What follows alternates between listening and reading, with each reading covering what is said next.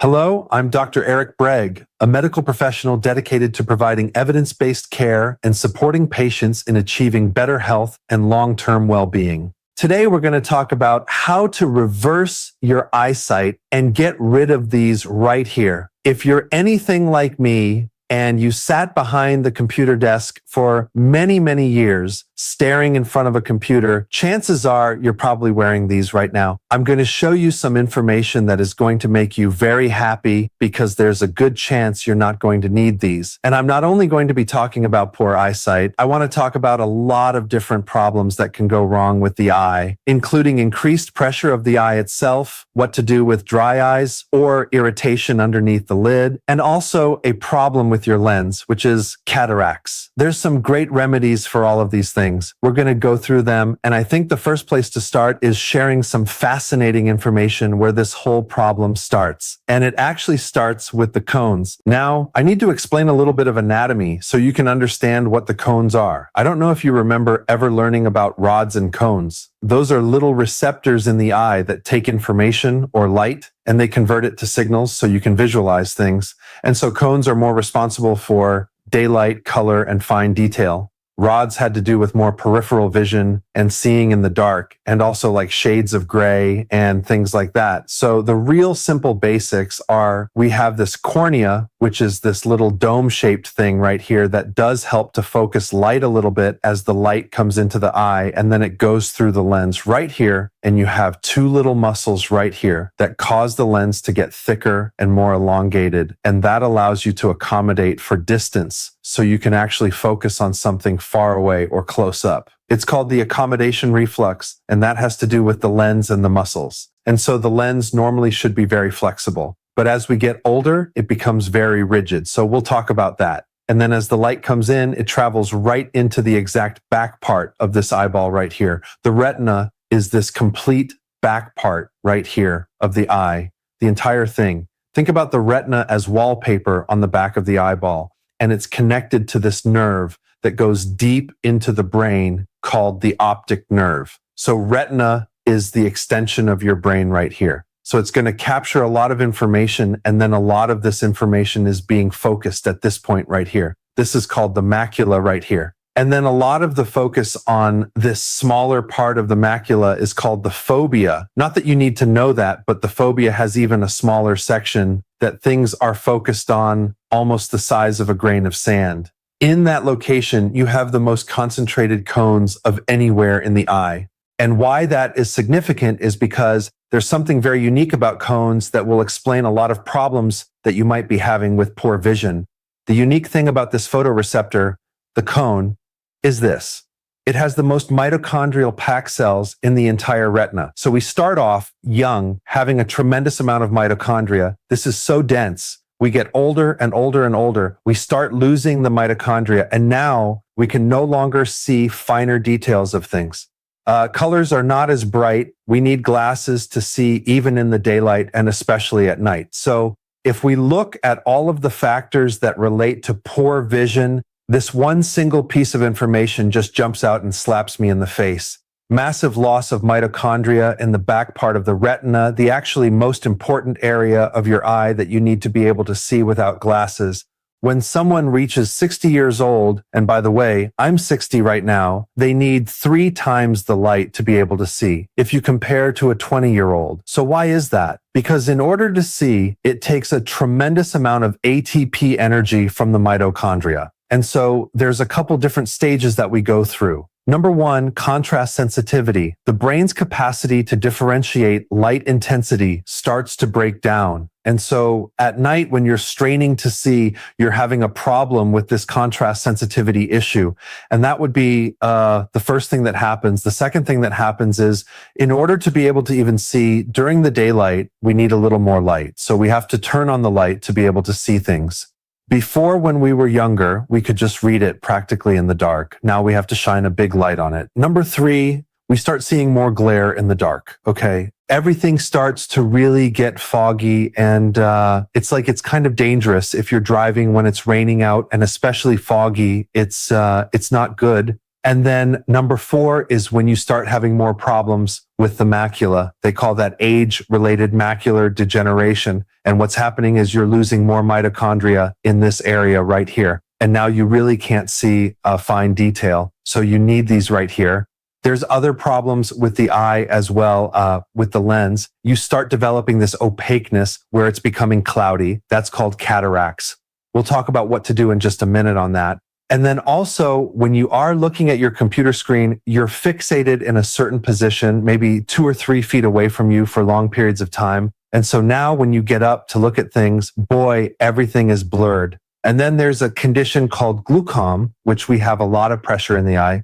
Before we get into what to do, I just want to mention type 2 diabetes. The eyes are very susceptible to blood sugar problems. In fact, this is why a diabetic has problems with the retina. It's called retinopathy, which is a disease of the retina. And this is why one of the leading causes of blindness comes from diabetes because of that high sugar going through the bloodstream. And that's what happens in the lens. And that's really what cataracts are. I want to mention another great, amazing book that's really hard to find. I think he could only find on Kindle. The author is Dr. Eric Bregg, and he found that high doses of vitamin D3 can reverse glaucoma, but you have to get your blood levels up to like 100. Okay. Now, for some people, that's like, oh my gosh, that's way too much. But if you read his book, it's fascinating because he gets into how to do it correctly, how to do it safely. And he also talks about a lot of other eye problems that can be improved with higher doses of vitamin D3. It's a fascinating read. I will put a link down below of that book. So now let's talk about what you can do for the eye to reverse these situations. It's red light therapy. There's a right way to do it, and there's a dangerous way to do it. And I'm going to explain both, but there's a tremendous amount of new research on this, and you're actually exposing the retina to red light. So why does red light have anything to do with the retina? It helps to make the mitochondria more efficient and also correct some of the damage in that mitochondria. They found that you can optimize the mitochondria with this specific wavelength, 670. And what's really cool about the simplicity of this therapy is you're going to be doing this for 3 minutes only in the morning, once a week, because apparently the effects last a whole week. But there are so many devices out there right now that you don't even know if they're really at the right frequency. You don't know how powerful they are. They're not really regulated that well.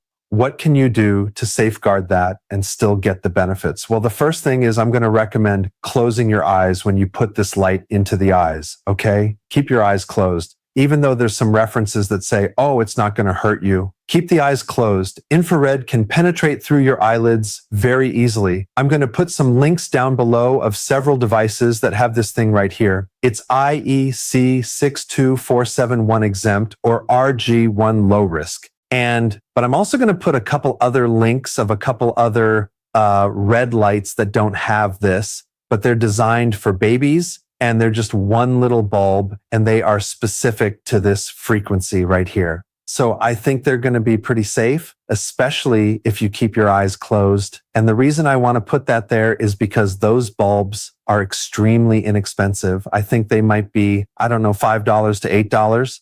But this technology is called photobiomodulation. There'll be more and more research on this, but I think it's quite exciting, especially if it can help your mitochondria in your cones and your retina. So if that's your problem, that could be a great solution. Is there a way to make more mitochondria in the body? And yes, there is. Regular exercise. Okay, long hikes, walks, things like that where you're getting a lot of oxygen.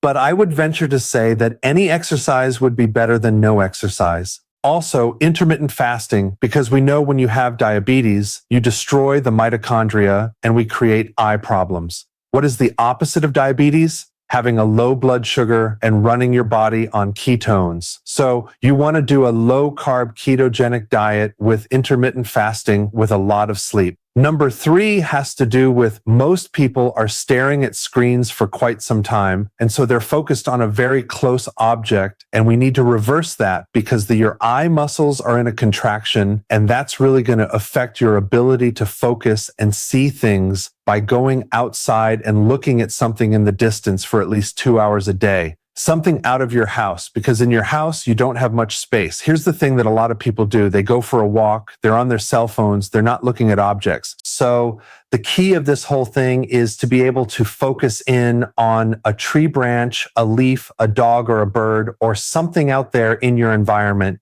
and keep looking at it and focusing out there for a period of time.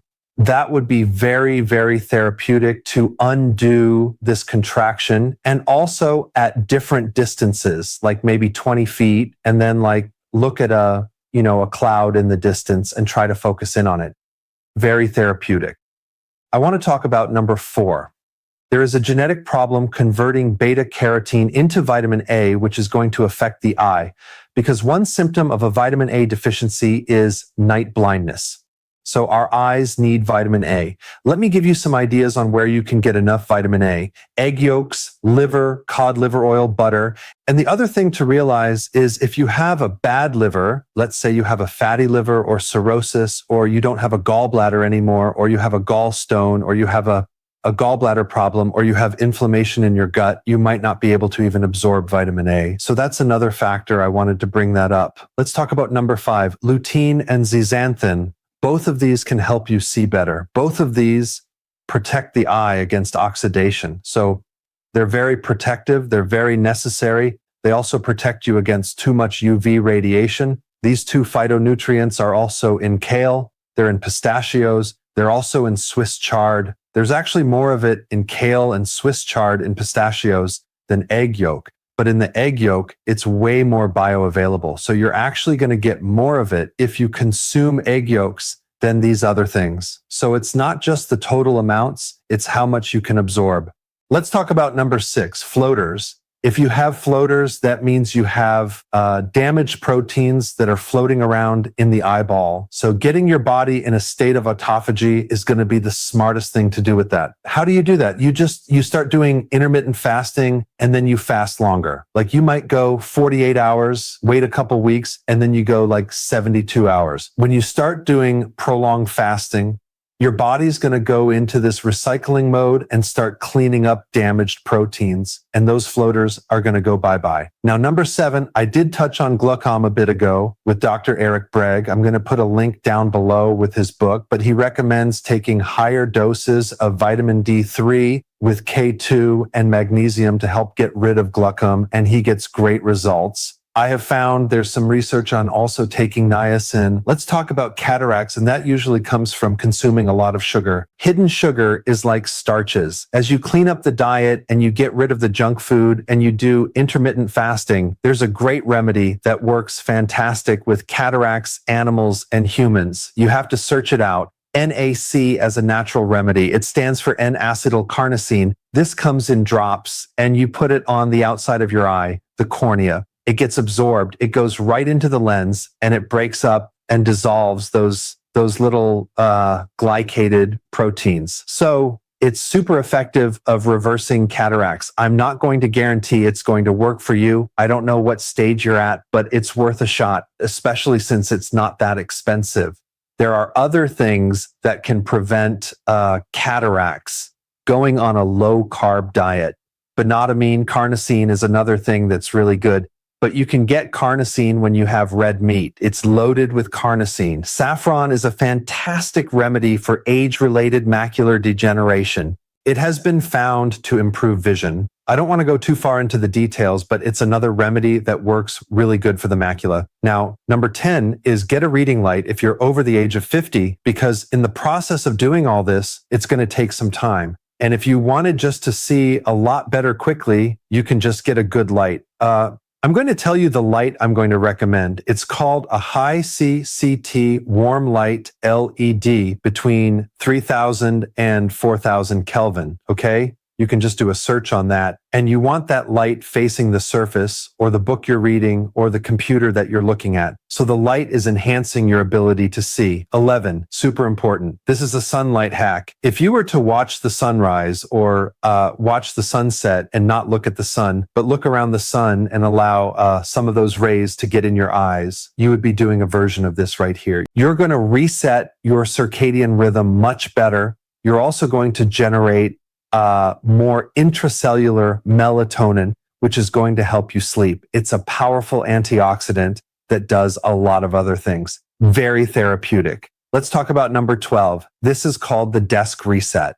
And the way to remember this is 202020 rule. Okay. If you're sitting at your desk all day long, like today, I had to do a lot of research on different things. I was at my computer for at least 10 hours so far. So every 20 minutes, I have a window and I'm going to look 20 feet out and focus on something. Ideally, it'd be good to go outside. And I have taken breaks today and went outside. And what you do for 20 seconds, you focus on something 20 feet away. Anyone can do that. It's super therapeutic and it kind of reverses that accommodation cramp that you have in your eye. Now, while you're doing this, okay, for 20 seconds, every 5 seconds, you want to blink. Every 5 seconds, you want to blink as you're doing this, as you're focusing. Why? Because when you're in front of the computer, not only do you not blink as often, but you don't completely blink all the way down and your eyes can dry out. And that drying can cause fatigue in the eyes. So this is another thing that's actually very, very important that also relates to number 13, which is dry eye.